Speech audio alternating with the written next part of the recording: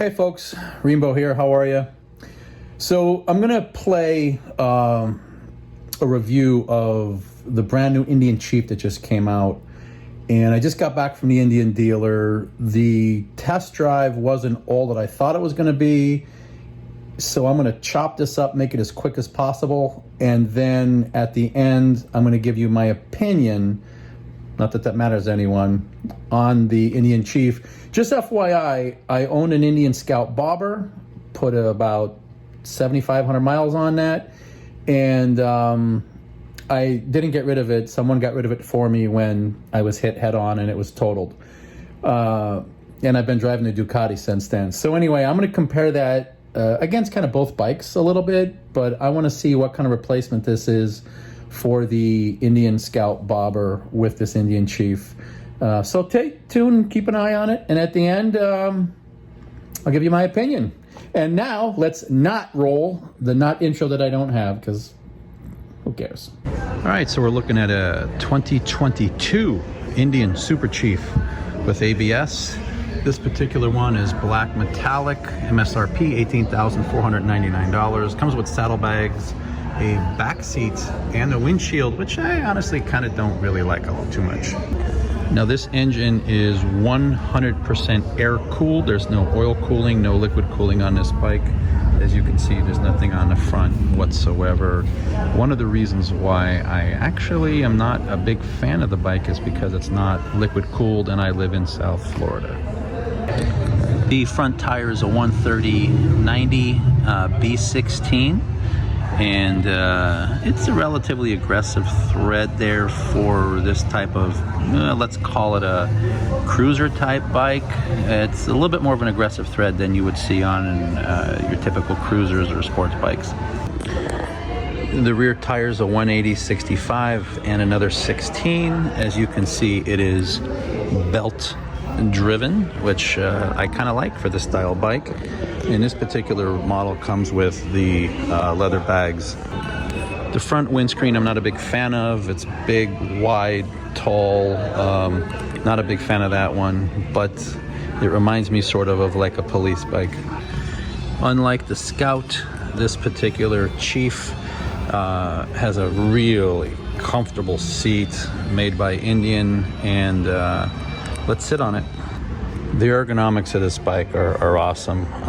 If you look over here, my arm position is pretty good. I have a slight bend, and that's what it's straight. So this actually feels really good. Definitely feels way better than my bobber. Let's switch hands over here because I'm holding this by myself. Cable clutch, and it's pretty easy. It's easy, 2 fingers here for the cable clutch. Simple gauge in the middle, same as I had on my 2020 Scout bobber, so I don't think it has anything fancy like they are marketing for some of the other bikes. Front forks are non-adjustable. For a cruiser like this, I don't really think it has to be. Really can't see the rear shocks too well, but I'm pretty confident based on what I'm seeing with the length. It has a lot more travel in it than what was on the Indian Scout bobber for sure. So this comes with the floorboards, and in typical Indian fashion, the high up rear brake. Engine looks awesome, other than the air cooled. One of the things I'm looking at is this rear cylinder head is like really close, and this is not liquid cooled, so this is awfully close, like really close to your inner thighs where this is going to be. So that's going to be a concern, and we'll see how that feels once we get out on it. Has a front shifter, and looks like with the linkage, this one is easily adjustable up and down, so you can fit your foot underneath. These are definitely forward controls here. And if you're interested in some specs, here are some right here for you to read. On this, looks like in the front they want 36 PSI and 40 in the rear. That's pretty standard for Indian. Looks like it has LEDs all the way around, including the front. This is what I actually upgraded to when I had the Indian Scout bobber, and it throws plenty of light. So one thing I wasn't a fan of when I compare this to the Indian Scout bobber and this particular Indian Chief is that I just think that they bring the exhaust back a little bit too far, and this one looks like it'll work if you're backing up and it seems to be high enough. But some of the bikes, if this lowers down and you're backing up against the curb, you run a risk of hitting the curb. I just don't like it sticking out that far or that long, but it looks good other than that. Naturally, since this comes with the rear seats, they also have the rear pegs. Some of the bikes don't do that. They have a really nice finish and with the nice Indian emblems on the bags. Don't think they hold a whole heck of a lot, but let's take a look inside. All right, not a ton of space in here, and it says that the cargo limit is about 10 pounds. So plan on, if you're gonna take a long trip, I would plan on having a bag, a soft bag attached somewhere. On the left side, we have just a little bit more room, really not much. Might be almost exact, but again, with the same 10-pound weight limit, so really not a whole lot of space. I think this is more for looks and convenience, maybe not much of a touring or traveling bike, unless you're gonna maybe put a sissy bar back here or attach another soft pack like I do with my Ducati. All right, so this particular Super Chief comes with a 111 cubic inch V-twin, and it's about 108 foot-pounds of torque. I really don't know what the horsepower is. The finish on it is pretty darn good. Now this particular bike comes with a pearl white or black metallic. This one is the black metallic, and you could see the coloration in it, my reflection of course, and beautiful logo on there. All right, let's go out and try out the Chief and leave my Ducati behind.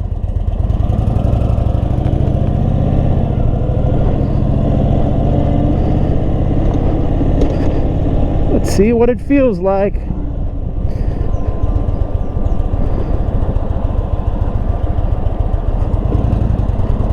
Oh, it's got some torque. It feels comfortable. Wow, nice bike. Floorboards to spoil me.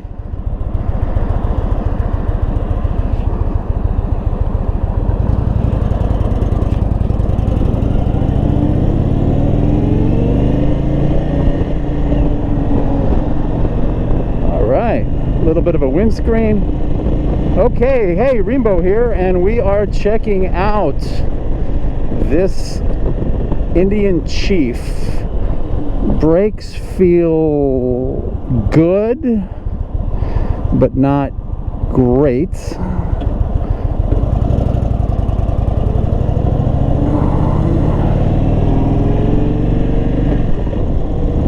Boy, this is a smooth bike. I'll tell you what, I drove my buddy's Fat Bob, his Harley Fat Bob, and I will tell you, I will take this over a Fat Bob in a heartbeat. And I think they're similar bikes, somewhat similar bikes, and similar size. Like I said, this one is 111 cubic inches here. Wow. It says ride mode. I don't know the different modes here. Sounds pretty good. It's a good sounding bike. And I am in South Florida traffic on Sunrise Boulevard in Fort Lauderdale, heading towards the beach. We'll see if I get that far. They make me wear a vest because I'm test driving the bike. But so far so good. So 800 RPM, 750. Yeah, this is a hell of a V-twin here. All right, neutral. All right, let's see where we're at. Very comfortable ride. So let's start out with that. This is an extremely comfortable bike. A lot of range here in first gear. Wow, this is pretty good. I can deal with this. Let me get the, there we go, there's my RPMs. Wow. first gear, and it really doesn't feel like I'm torquing it up too bad. It actually is pretty damn good. This is a great feeling bike. It's somewhat nimble. I mean, again, I'm not in a Ducati, I'm not in a Scout. This is a step up from the Indian Scout and Indian Scout Bobber, which I absolutely loved my Indian Scout Bobber, but this is a great bike. We talked about this being air-cooled, 100% air-cooled. And the front brakes, again, are, I don't know, I'm going to call them a little spongy. You know, maybe I'm spoiled with those Brembos from that I have on my Ducati Multistrada V4S, but these seem to be a little bit on the spongy side. Of course, it is new. Oh, and there is only brakes on one side, so that explains it. There's only one caliper on the front, so that kind of explains that. Got a little bit of a gas. The clutch feels pretty good. This is stock. Nothing has been adjusted for me at all. This is stock right out of the showroom here, just the way it's delivered. Nothing added onto this bike other than this is the way that it comes. But very, very comfortable. I kind of like this bike. I really do. I'm not a fan of this front end as far as the this windscreen, because this is the kind of bike I would buy just for bopping around town and really limited highway use. So I'm not worried about the wind, especially in South Florida. You kind of want the wind to hit you to cool off. Because I'm doing a review, I'm wearing a jacket, motorcycle jacket. But look at this, 750 to 800 RPM, and woo! Oh yeah, it's not a Ducati, but I'll tell you what, it feels pretty good. I mean, look at me doing 40 miles an hour comfortably in second gear, and yeah, no complaints right now. It's actually feeling pretty good. Ooh, sounds good, feels good. Yeah, life is good as far as I'm concerned with this bike. Find neutral. There we go. Just trying to find neutral. Wow, lots of traffic. I picked a great time on a Saturday to do this test drive. Probably not going to get it on the highway today. All right. But yeah. But this is also a good way to test the fact that this is only an air-cooled bike, to be quite honest with you. Oh man, this bike feels good. I really like this. Son of a bitch, why did I decide to test drive this? I really like this bike. You know, it's supposed to be bigger than the Scout and Scout Bobber, but honestly it just doesn't feel it. Now, for the record, I was 5'11" and a half. Let's just say I'm 5'11" now, probably. 32-inch inseam. When I buy shirts with the sleeves, when you have to give them that number, I typically get 33-inch, so you know about what my reach is. And the bike is comfortable. It is definitely more comfortable than the Bobber that I had, especially when you look at the way these handlebars just sweep back for you. Does a real nice job of that. Puts you in a more comfortable position. The seat, as I showed you earlier, is very, very comfortable. I really like this seat a lot. It feels good. Now, it feels better when your legs are up and you're riding than it does when you are at a stoplight like I just was and just sitting there, because it seems like when your legs go down to hold yourself up, like things seem to it puts a little pressure on the inside of your thighs. But the way, and right here, if you can see that, I'm looking right at the engine. All right, so I don't know what the hell's going on over here, but this is not looking too good for test driving a bike, I can tell you that. I am just burning battery. Range 114. No, it doesn't even give you the temperature of the engine, because how could it, right? It's not liquid cooled, so it can't measure the liquid. All right, so I never know the temperature of the bike because it's not liquid cooled at all, so it's not going to give you the temperature if it doesn't have a liquid to read. And I'm assuming that maybe just a warning light comes on if it gets too hot. Now that we're sitting at a light for a while, between this engine right here and the exhaust being right here, and look at when I'm riding, I'm up away from it a little bit better, but not the best. All right, we hopefully have some, yeah, blow your horn because it's going to make everybody go faster because they have no. All right, turns pretty smooth, that feels good.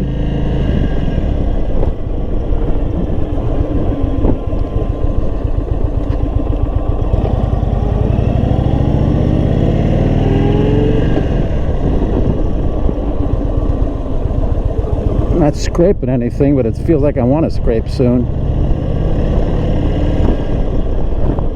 Woo! Whoop-de-doo! Wow, that felt good. Wow.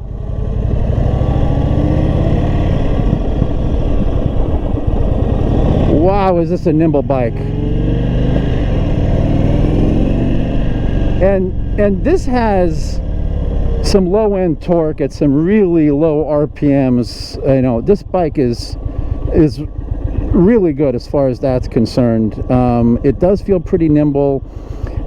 It's smaller than I thought it was going to be. I know I may have said that before, but I'm saying that it's smaller than I thought it was going to be. I do like having these running boards here on here, these little platforms. That actually makes things a little bit more comfortable.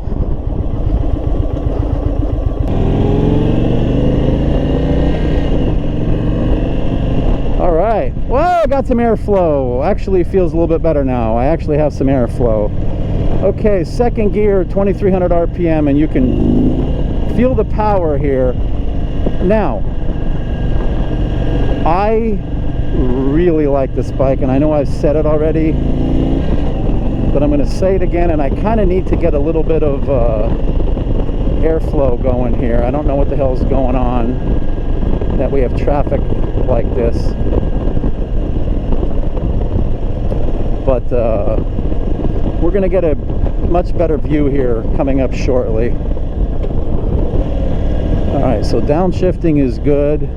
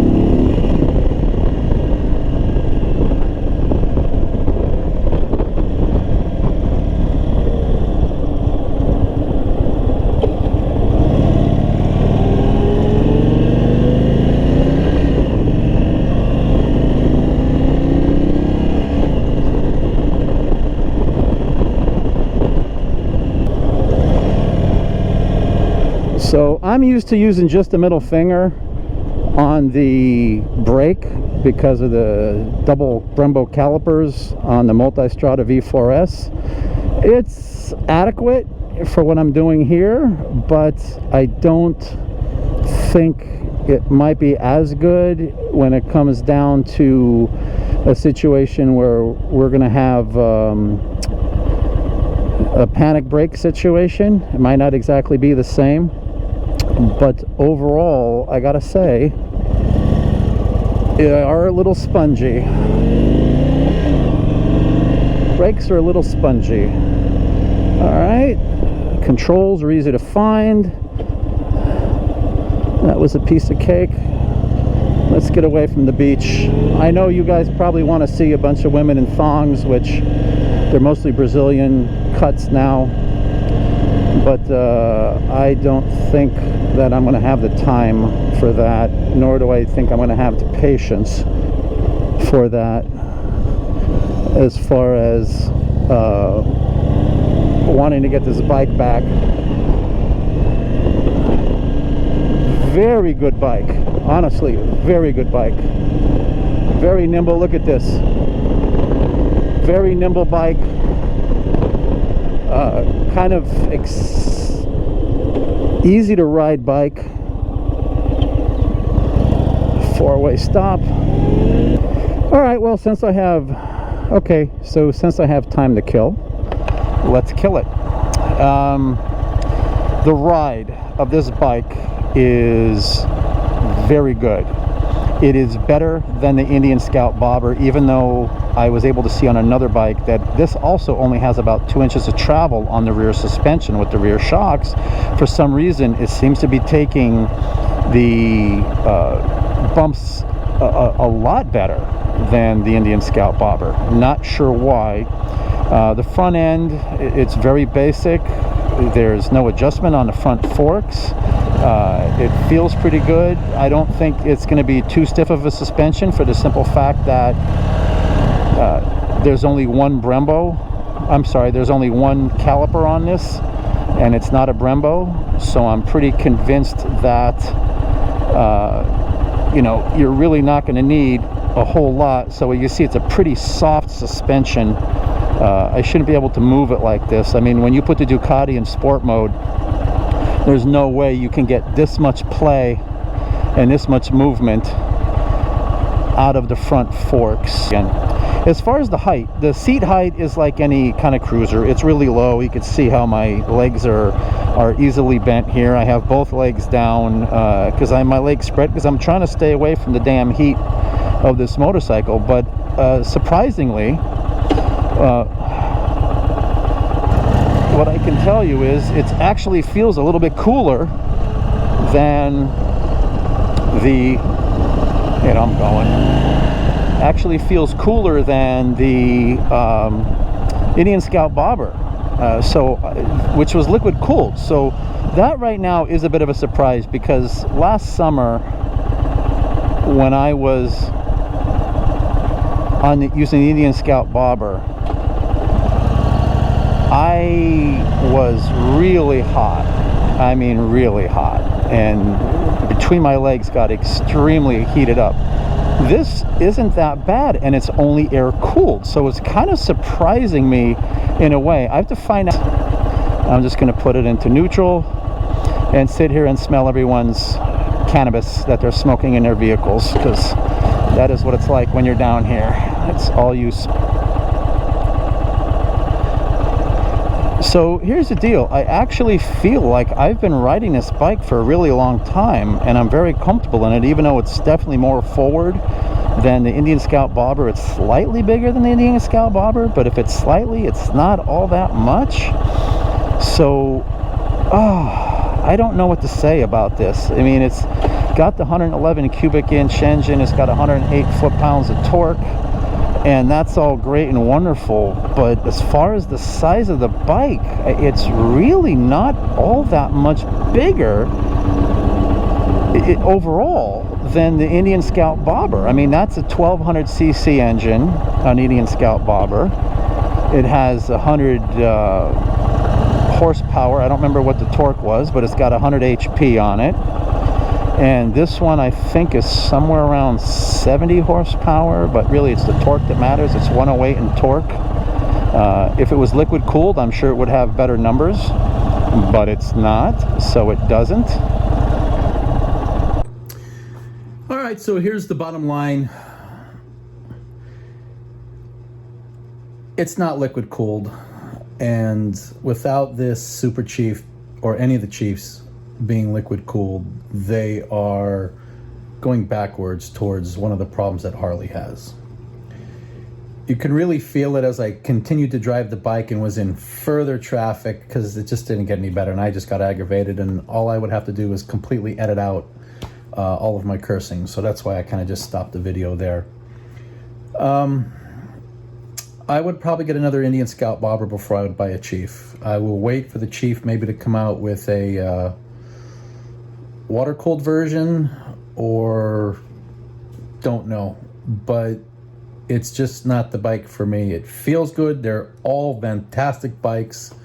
But right now, having the Ducati Multistrada, the V4S, the new one, I don't really need a second bike. And I was planning on having a second bike just for running around town. Would I take the Ducati up and down the street here like that? No, very, very aggravating for that. You know, tall bike, you know, it's, you know, when you're stopping, you're leaning to one side constantly, the bike gets hotter. But that was the same problem with this particular bike here. I wish it was a little bit bigger. And honestly, the Scout Bobber, I believe, has more power than this one. It has a great looking engine. They went, and when I say they, I mean Indian, they went for looks over performance. And as a former Indian Scout owner, I can clearly feel the difference. I'm not going to say anything too negative because it's a great bike. It truly is a great bike. It's very nimble. It blows the doors off of any Harley that I've ridden. But right now, for the difference in price, anywhere from $3,000 to $6,000 difference or more, I would stick with an Indian Scout Bobber, because that Scout Bobber is more like a little hidden race bike. It's like a wolf in sheep's clothing. Anyway, sorry it wasn't too great of an interview. Never got on the highway, but I learned enough about it and felt the power where I needed to make a decision. This is Rainbow. Like, subscribe if you want. Thank you, sir, and have a good day.